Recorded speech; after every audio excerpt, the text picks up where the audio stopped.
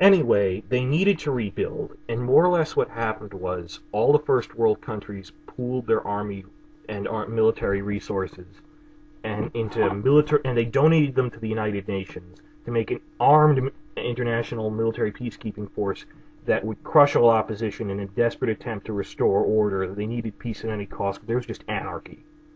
So, like, the Japanese military is still stationed in Japan, but they answer to the UN now. Look, they've got UN markings on things. They're United Nations troops and stuff. Now, someone who shall remain nameless opposed my thinking on this for a while. I thought it was because my evidence was wrong. Really, it turned out he was just opposed to the idea of Russian and U.S. forces ever working together. And it's, okay, half the human population of Earth died in Second Impact. 2 billion died directly from the flooding and natural disasters. Another billion died from the wars. 3 billion people, half the human race died. That's a sci-fi condition where, in that face of that big of a disaster, yeah, I think Russia and U.S. and everyone from each side would be working together. Like, and there's proof of this. Like Episode 8, when you see the fleet that escorts Eva 2, it's got Eastern Bloc and Western Bloc ships in it. Like, Over the Rainbow, they named it because that's an inside joke to another anime show. But that's the USS Harry S. Truman, which is the last big aircraft carrier finished before World War II. And I think the idea is that, they've built other ones in real life since then, like the Reagan, but that if the global economy got wrecked in Second Impact, they wouldn't bother building more supercarriers. The Truman was the last one finished before 2000, so logically it's their flagship, they say, probably the UN forces, because it's the last big carrier finished. But look, you look at the names. There are Russian ships and American ships in the same fleet. I mean, there's like a Kirov next to Kentucky and Illinois. They pooled their militaries under the UN. And you see in other shots of the fleet, they're all working together now. And what happened was, like I said, they donated their militaries to them.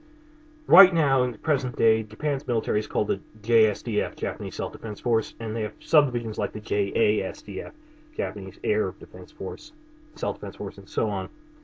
And the idea is those guys were donated to the UN, so the JASDF now answers to the UN, but they're stationed in Japan. But they say in one of the pamphlets that come with the DVD box sets that the Nansha Islands are these islands that are uninhabited between the Philippines and China, but they were recently found to be rich in oil. And regional strategists say it's most likely cause for a major war in that region. And that in 2003, China and Vietnam went to war over the islands. And Nansha Islands is the Chinese name for them, so I think China won. So this got Japan scared. They needed their own military, not just the stuff they donated to the UN. So they made their own new military. The JASDF is in Japan, but they answer to the UN. They needed their own military that answered only to the Japanese government. So they made the JSSDF. They're like the Marines. They're this group of crack troops that have tanks and planes and commandos and things. And they're the Japanese Strategic Self-Defense Force. And they pop up most prominently in End of Eva, but they don't just pop up all at once as if they've never been announced before. They mention them throughout the series. So that's why they're there. And they invade Nerve HQ. But the people really pulling the strings, and they don't clearly explain this very well, it's Seele. That's German word for soul. And you see, Seele are simply, they're the Illuminati. Like angels and demons, they're like Freemasons, they're the Illuminati, just a generic Illuminati group. They were there when Jesus Christ had his moment of doubt and pain. They stuck around St. Petersburg when they saw it was a time for a change. They've been pulling the strings of international politics since day one. They're the Illuminati. And they run the world, they run the United Nations, but the thing is they make the public facade, the public appearance they like to keep up, is this fiction that they're just a powerful subcommittee of the UN, called the Human Instrumentality Committee.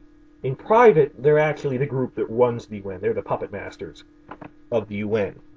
But they like to publicly say, oh, we represent different countries. And you see, the thing is, they only mention this in production materials and script notes and things. Now, there's 6 guys there. One of them is Gendo, and the head of the committee is Chairman Keel. And there's 4 other guys they never name, but they all represent different countries. And you kind of get the impression that demonstrates who are the most powerful countries anymore after Second Impact? Would logically be supposedly represented on the Zele Instrumentality Council when really they run it. Now, the full Zele Council are all 12 guys, and this is the inner council of the Zele Council, these 5 guys. So there's these 5 guys we see, and there's another 7 we don't see, that they only have those audio-only full meetings. But of these 5, they actually mention in the script who represents what country, and gives you an idea of who's most powerful. That Chairman Keel represents Germany, and the other guys are just denoted by color. There's Mr. Green, Mr. Red, Mr. Blue, Mr. Yellow, and Mr. Pink. I know that's an old joke, sorry. Reservoir Dogs. Love that movie. No, there's 4 guys, but they only know by color. And the actual breakdown is the United States is Mr. Green. The United Kingdom is Mr. Red. And they're on that side. And the other ones are Mr. Blue is Russia, and Mr. Yellow is France. They don't call them Mr., because that's their colors. So these are more or less the most powerful countries anymore, along with Japan. I don't think Gendo officially represents Japan on the Zele Council, but he's there. So besides Japan, Japan's the one we see the most on how they rebuild. How are all the other countries handling rebuilding for everything? Well, we see Germany handle everything pretty well. They don't have a big coastline. They're pretty far north. They have 2 Nerf branch bases, and every once in a while we have an Oscar flashback. We see bits and pieces of Germany. And also, like, in the preview for Episode 7, they say Ava 2 left Wilhelmshaven, Germany. That's like a port city. I'm surprised that survived. But so Germany has Oscar, and they do a lot of Ava stuff there. They also have their energy research division there that researches Shamshell's S2 organ. But as for the other one we see a lot of is the United States. When the U.S. has 2 branch bases. One is in Nevada, which I think is heavily implied to be Area 51, is where they were building Ava 4. And that explodes. And the other one they were building was, I'm told, it's the MIT campus, or where MIT moved to in Massachusetts once Boston got flooded, either or. But they got another branch base in Massachusetts that Ava 3 was built in and takes off from there.